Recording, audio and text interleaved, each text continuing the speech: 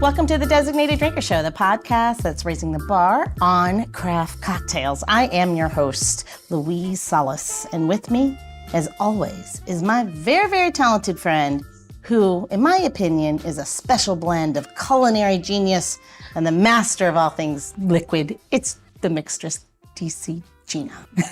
Did you remember my name at the end there? I was trying to be dramatic. I know. I was trying to make it hold on to every single syllable, make it mean something. It was really good. Was it dramatic? Did you like it? Randy Watson.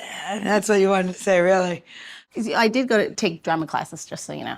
Me too. It's called Being Raised in Queens. Good luck with that. In high school, I had to. Okay, so back on track. So, as we all know, craft beer is booming, right? Here's crazy. It's a $1 billion industry. According to the Brewers Association, get this, I've got a lot of numbers coming. Surprised about a $17 billion industry. Keep going. That's because they hide all the money. The number of operating craft breweries continued to climb in 2021, which is crazy considering it was the pandemic. It's now reached an all-time high. And these are numbers from 2021, so I'm sure they've adjusted a bit, but stay with me. 9,118 breweries. It includes 1,886 microbreweries, 3,307 brew pubs, 3,702 tap room breweries, and 223 regional craft breweries. Wow. It's a lot. It's a lot of numbers. But, and there's a big but, sadly, only about 50 of those are minority-owned, which is less than 1% of the industry. I mean, we can all agree. It's terrible. It's very, very low. Now, in the D.C. area, there are 11 brewing companies. You probably know each and every one of them. Minus one as of last week. Oh, no, really? Yeah, 3 stores closed. I didn't know that. So we have 10, I stand corrected, we have 10 brewing companies. But here's the thing. Only one is woman-owned. Only one is minority-owned. And there's only a handful of African-American female brewers. But what is fortunate for us is today's designated drinker actually represents all of those things. All of those titles. She is the founder and CEO of Urban Garden Brewing. She is Eamoni Collier. Collier, yes. Collier. I almost had it right. It's a very fancy name. I love it. It is very fancy. Not like Gina Searsavani isn't fancy. It's long and annoying. Eamoni's pretty, though. Yeah, Eamoni's very pretty. Yeah. What does that mean? Faith. Yes. So she's as pretty as her name is. But she's also brilliant, and that's the point. And that's why she's here, because she's obviously very creative. And I'd love to jump right in and find out, how did your journey into becoming a beer maven begin?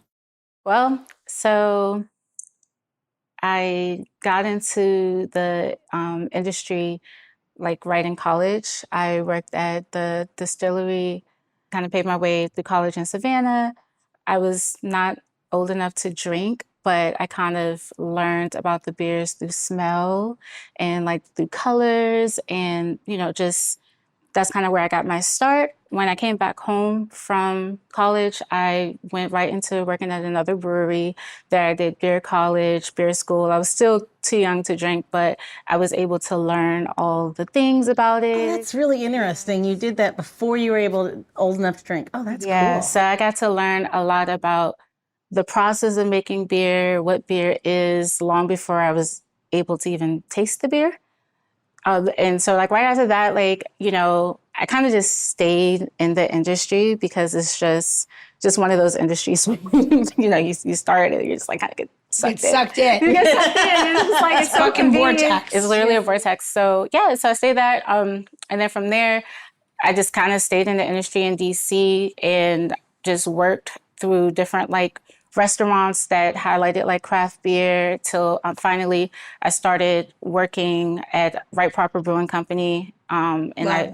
Yes. You still love them? I love them. Okay. So I'm just making sure we're still in love with them. Because I stayed with them for 7 years. I've carried a lot of their beer over time. We absolutely love Right Proper. And so from there, it was a hands-on brewery. So I was able to really and by then I started drinking beer. And I think Right Proper was just so amazing because it was beer that I've never seen before. They focus a lot on ales and funky styles. So yeah, so I just kind of stayed with them, and I learned so much, like books and education. I've been able to brew on the equipment hands on, and so yeah, from there it was kind of history. And like when I was working with Right Proper, I actually decided I wanted to start home brewing. So while working there, I was actually home brewing and making my own recipes. And my first homebrew equipment was actually gifted by a manager there. Oh, that's cool. Yeah, so that's how I got into beer. So it's been about 10 years now. So Wow. yeah. I mean, Right Forever can't be that much older than 10 years. How old is that place? It's got to be like 10 years. Yeah, they're, I think, open 8 years now. 8 years. There you go. That's not that long. Yeah. You're talking about you're very young, which is kind of amazing that you did this beforehand. We were just talking about this on another show. We were talking about teaching people the businesses of like distilling, beer, brewing, all of that, because it is a humongous industry and export for our country. Yes. And like, we don't do that here. Like, well, they do that in generations all over the world except for here. Like, you can't look at it, don't smell it, nothing. I think I was I don't know if it was destiny, but I think I was very blessed to have all of the knowledge that I was able to gather prior to starting, because I think it just kind of built me up. By the time I got out of all of the beer school stuff, I just knew that I could do it. So I was like, oh, okay, you know what? I can make my own beer now. So yeah, it's been definitely a blessing. And yeah. I've never met a brewer that can't cook. So I'm assuming that you're a great cook as well. I mean, and I don't even think it's real that's like it's impossible, because so much of what you do is based on like, I mean, at least, and correct me if I say anything wrong, is just based on that like basic, like you're looking at it and you're smelling it, and then all of a sudden it just hits where you want it to like land, and then you stop the process and start the draining and cooling process. Yes, I know how to cook. Yeah, so I mean, it's like so much like making a soup, right? Like in a bizarre way. I don't know how to describe it. That's actually how beer kind of started, like barley soup. Like they were making soups and they were drinking this soup made of like fermented barley in Egypt. I'm talking specifically about Egypt. And the women, they would make these soups and they were drinking the soups and they were like, whoa, we're lit. And that's beer. You're like, damn, this is some good soup. Yeah, I'm very familiar with the ancient Egyptian practices, but the first documented beer recipe actually came from Somalia, I believe. But it started as soup. So. Yeah. Yeah. Not too far away from Egypt, right? Like, I mean, it's all right there. Everything came from that part of the world. Well, it's obviously, I mean, it's the beginning of time there. I mean, well, the other thing, the truth is that Documented time. Documented time. That's what I'm saying. Well, what really happened is that's the part of the world where things started to be written down or in some kind of language, an established language. That's why we can go back to those spaces. Yeah. But yeah. So do you think that how you make cocktails is similar? Is it like soup? No. I mean, because you craft them. I love when you talk about this, but I mean, the way you make cocktails, I see the exact same way. No, it's a witch's potion. I literally look up all the things and put a spell on somebody and I throw it in a fucking glass. I'm like, did you like it? And they're like, I loved it. Like, interesting. It's a love spell. So See, I'm here with you. See, I wasn't going to say that, but yes. Yes. that was me. When I make my beer, I talk to it like, I love you.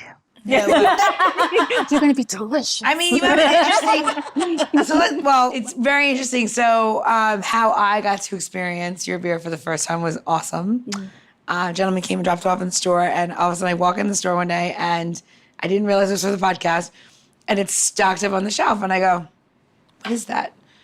And Brian's like, "Oh, this guy came in. He's so cool, dude, and he's making this chamomile beer." And I go, "Okay." And he's like, "Yeah." I'm like, "Where's the invoice so I can see what it is?" He's like, "Oh, there's no invoice." I'm like, someone just dropped off cans to you and you stocked it on the shelf. He's like, yeah, so it was for you. I go, what if it was poison? He's like, oh, I didn't think of that. I was like, yes. I'm like, let's just take it off and we'll try it. So we took it off, we drink it, and I'm like, well, it's not poison. Also, I still have no idea you're going to be on the podcast, right? So I'm saying, this just happened last week. So I'm like, fuck, what is this? So all of a sudden I get my episode notes, and I see now everything starts coming together, what it is. And I'm like, we got to stop drinking. So I have to bring it to the podcast. And I'm like, we're drinking it. And I'm like, it's like a cocktail. He's like, well, it has honey in it. And I go, I know, but it's not like drinking like a traditional style, like beer, right? It's like effervescent and airy. I'm like, I wonder what kind of yeast. I mean, did you ask any questions? Like, nah. I'm like, great.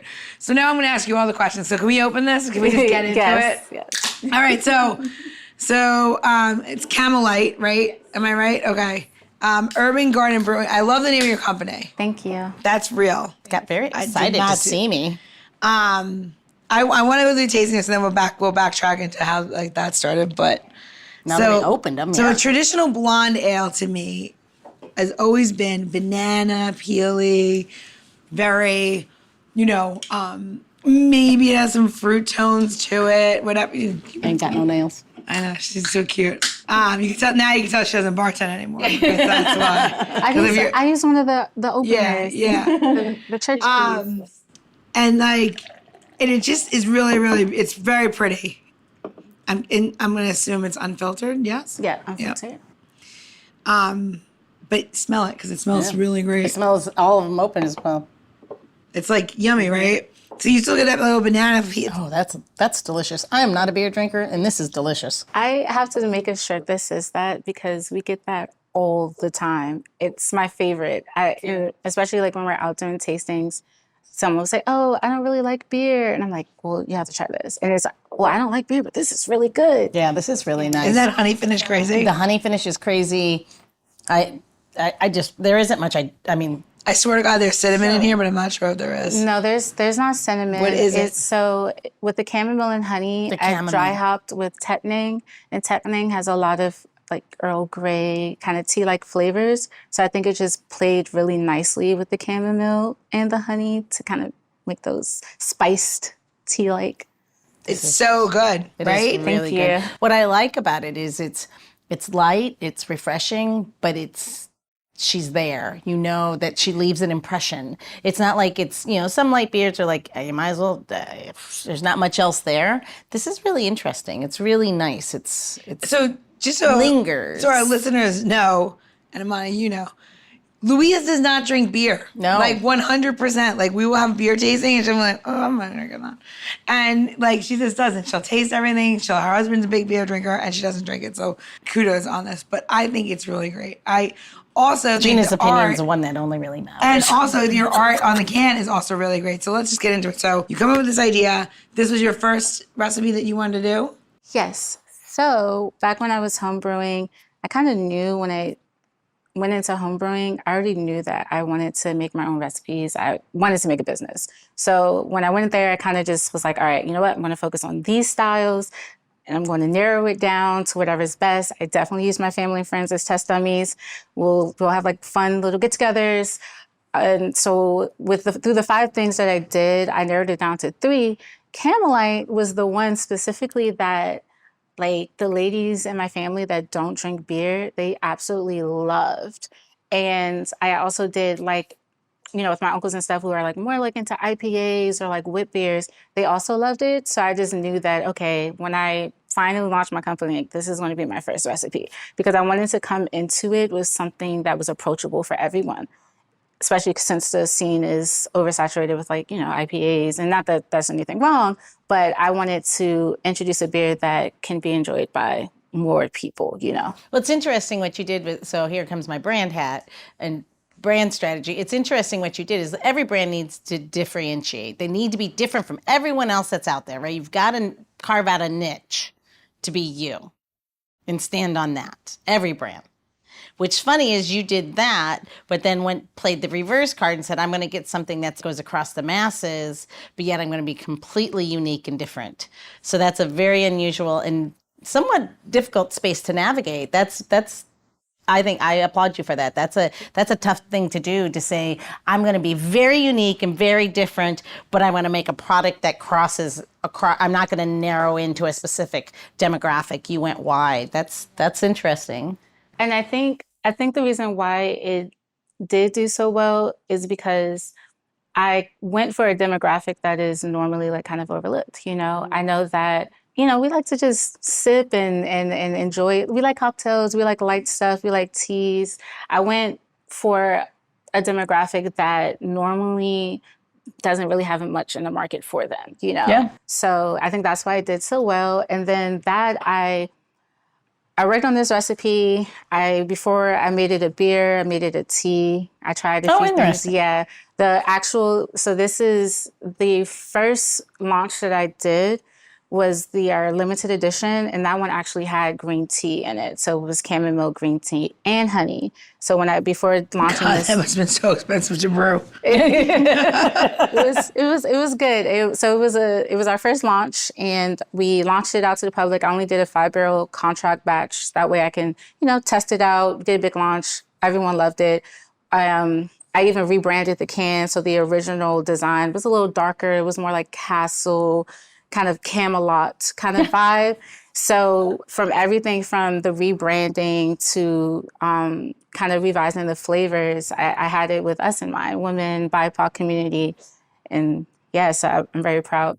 It's funny if you had to put so in my world, we always want to make things male or female. We have colors to them. We have adjectives that we put things in, we work out, are you orange? Are you energetic? Are you fun? All these things that we do. This is what we do.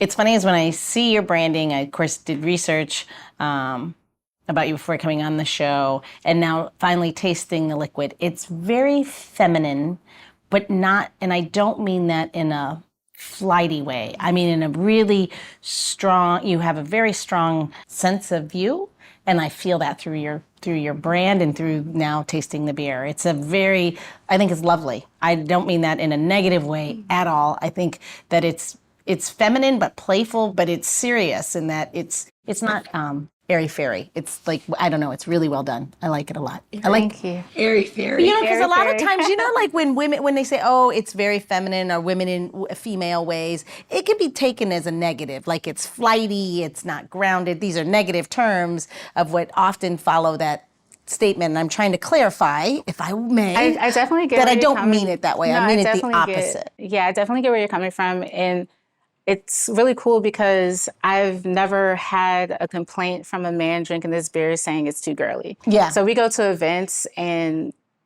our creative director goes around and gets footage and they're like, yeah, we got this beer. And that makes me happy because it's again, it's not to be this is a beer for women.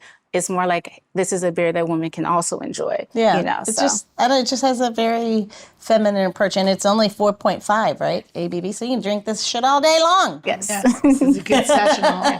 All right, question. Uh-oh. Here we go. Urban Garden Brewing. Go. Where are we located? Where did this come from, this name? Oh, okay. So Urban Garden Brewing. So we just, we represent cultivation growth in an urban environment. I myself am born and raised in Washington, D.C., and I watched the entire city change around me. Meanwhile, I'm in my uncle's backyard using herbs and spices and putting them in the beer in his urban garden. So the name to me really represents not just my growth, but everyone that has come along for the ride, our growth within this city, So we essentially like to say that we are the garden, we are the roses that grew from the concrete, and we are using this platform to inspire and give other people a platform to grow with us. So that's where the name has come from. And on top of that, I just love flowers and spices and herbs. So all of my recipes are focused on those, using different tea blends or using different herbs to highlight those herbs in a beer. So Interesting. I seriously want her to stand in the middle of the street and be like, and you will drink this and like it. Do you know what I mean? I don't even know. Her little, I know. I can't describe to you how this it's overcoming to me, how much it feels like. You just feel good. Thank it's airy. you.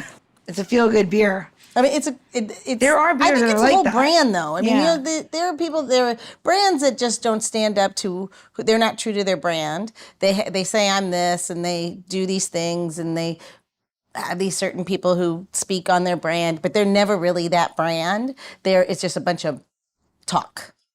It feels like you are living your brand, from the way you approach it to the fact that you care about your community. The product is lovely. You put a lot of work into it, and there's a lot of thought into it. That's where I'm saying it's fun. Maybe it's because it's so thoughtful. Yes, and I put a lot of love into it. Similar to making potions, it's just always been like therapeutic to me. But I always say that like, oh, my beer is brewed with love, and I would love for people to drink it and feel the love. You know, so that's cute. So, does it have any eye of newt in it? Then that's what I need to know. No. Okay, no eye of newt. So it can't be a potion without eye of newt. Every witch has to have. Wait, I need to know this in.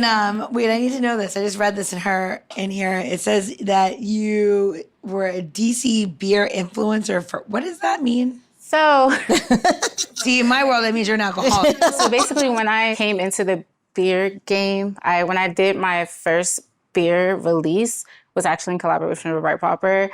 Both of my beers, I actually named them after my song. So, because I'm also a lyricist, I don't know. I don't have a genre for my music. But anyway, so we'll be singing in a moment, so I hope to get ready. So we have some shots out there. I know. Let's go get tequila. This will be a whole new show. I'm more on the rapper side.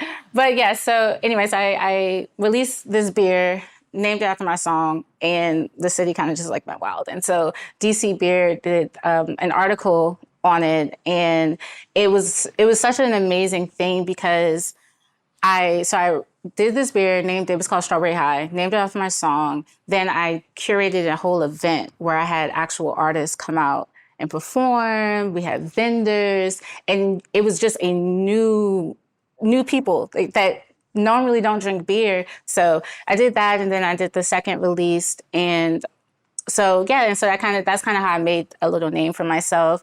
It became I was also in like Washington Informer, and it became like, oh, DC rapper artist, the Vibe Queen, teams up with DC Brewery to make a beer. And so that's that. And then I started the Traveling Beer Babe, which was me basically kind of going to different breweries, talking about different beer styles, interviewing different people in beer, and just kind of helping to influence that culture. I mean, there's a lot of beer influencers in DC, but I think that's how I kind of added my influence. That's amazing. Who are the cocktail influencers? And that's what I want to AJ, definitely. Yeah, I mean, but she doesn't go around drinking other people's things and telling everybody she's an influencer of it. Yes. AJ's busy as shit. I see her every day working. And that is where I think true success comes in, where you're able to look at this and see there are all these things that I'm borrowing your words, is bridge the gap to make smart business moves and to position yourself to grow. And in the meantime, you're taking people with you. And that's what means more than anything. I mean, not more than anything, but that is applaudable. That's awesome. And again, it's not, when I say DC Beer Influsion, I don't mean it in like a cliche way, like, oh yeah, like people, send me stuff and I'm the sponsor. But I think it's really important that we recognize that through the Black Brew movement, through young people, through what we're doing, it's influencing the scene. We have to add influence in it so it can change and we can have more diversity and inclusion. So it's been a common thread is that we have to stop waiting and asking for permission. We have to start doing. Yep. And part of it is, fuck you, I'll apologize later. Because I think that's been a big part of what we've been talking about lately is that we just have to stop, one, saying sorry and asking for permission. And until we do that, we can only look at ourselves in the mirror for some of the blame. I mean, we're not handed a big piece of Wait a minute. I like the fact it's a Black-owned brewery. I'm totally into it. Yeah. No, I'm just about women-owned brewery. I know all these things, but if we... I don't want to swallow my politics. No, I'm not saying swallow the politics. I'm just saying that we as women, period. This is actually not political at all. It really is. Right? No, I know. You're right. No. You felt right, like bait, boom. No, but I'm taking it beyond politics in that it's from an individual standpoint that and it's your daily life, how you vote, absolutely. That's a whole nother story, but like how we carry ourselves through the world, you yourself become an influencer of that little girl who just sees you for the first time, or that young girl that goes, oh, well, how old is she? Wait, she's doing what? Or even it could be the reverse side. I mean, my an peers, older woman looking at you. My peers, like, again, I'm born and raised from the city. I grew up in the inner city. I mean, I've had the blessing to be able to travel. I've just always been that person. I just want to go see places. But, a lot of my peers, some of them still can't wrap their head around the fact that I make beer, let alone it's in a store or at a bar. So it's really that, like, just inspiring others to live your wildest dreams, Yeah. So seeing someone that you went to middle school and elementary school, and again, if we're talking politics, like, I mean, the state of the city for a lot of people, like a whole community, has been just kind of priced out of the market, Yeah. And so just being able to, like, kind of be like that beacon of, like, hope, like, look, we're going to find our place in the madness and we're going to get it done. That's, I think is just really important, because a lot of people's dreams have been deferred, Yeah. Yep. They just kind of fall off into the ether, unfortunately. Everything is changing. And so if you don't see enough people who look like you or who share the same experience as you or who can relate to your struggles, you feel like you give up. But I think the movement and everyone that I've collabed with, from the Invisible Art Collective, the Black Brew movement, like, just seeing how many people are gravitating to craft beer that wasn't in the industry just a couple of years ago. It's just been a beautiful thing. It's been amazing. You know what else is beautiful? Your tips and tricks. Yes. I'm like, what? I'm gonna have another beer. Yeah. All right. Time for your tips and tricks. We're gonna go do a little tips and tricks. All right. I have your tip. Here we go. Being food wasteful is something that we definitely don't do here at Designated Drinker. So what we are gonna do, though, is turn this cantaloupe and all the ends and everything into a wonderful puree. Now, we all know that inside of here, I'm gonna set this aside. Inside of here, you have all these seeds, right? Well, what you also have in here is, like, a lot of water that's left. So you kind of, like, want to make sure that you're just going to utilize that. And if you cut off the top, you can see where your seed pod is, and you can really avoid it if you are just a little careful and a little patient. You can keep everything encapsulated in here. And if you are a gardener and you bought this and it was organic, you can 100% plant this and make your own cantaloupe seeds and germinate them. We have to dry them out first. Anyway, so what we're gonna do is we're gonna make cantaloupe puree or /water, right? So we're gonna take our cantaloupe and we're gonna just throw it in the blender, right? So silly and so simple. And we're just gonna take all of this and we're gonna dump that in as well. And we're gonna puree it and we're gonna make a water.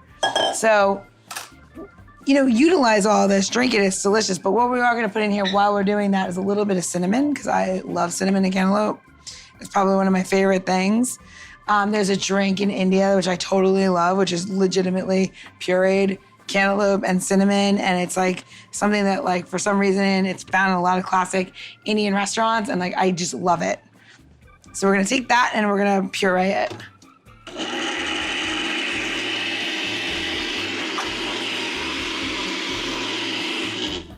All right.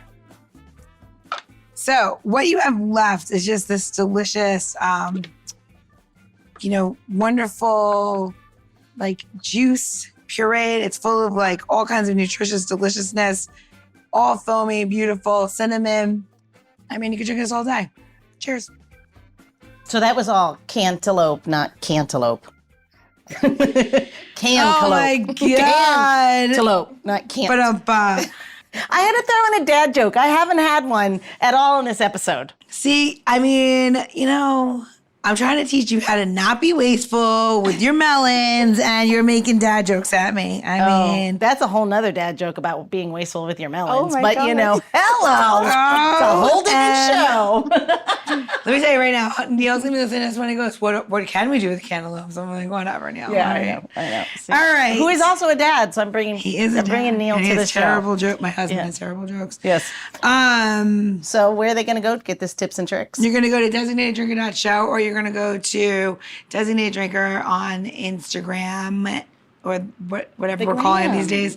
And you can watch this there, and you can DM and send questions or tag us and whatever you need us to be, we are going to show you. Yes, and Gina's got tons of tips. Every week or every other week, we have a new tip coming up. So please make sure you check those out. And don't be wasteful. Don't be wasteful. And so the other thing is, if you didn't catch that, don't worry. Just go into your episode notes and you'll have live links there. Easy for me to say. We'll also make sure that you have links to get to Urban Garden Brewing so you can see what's going on there. Check out I'm trying to enunciate all my words. No, I drank the whole beer. Yeah, well, no. I mean, I'm literally, it's ridiculous. Yeah, professional drinkers we are. All right, let's go.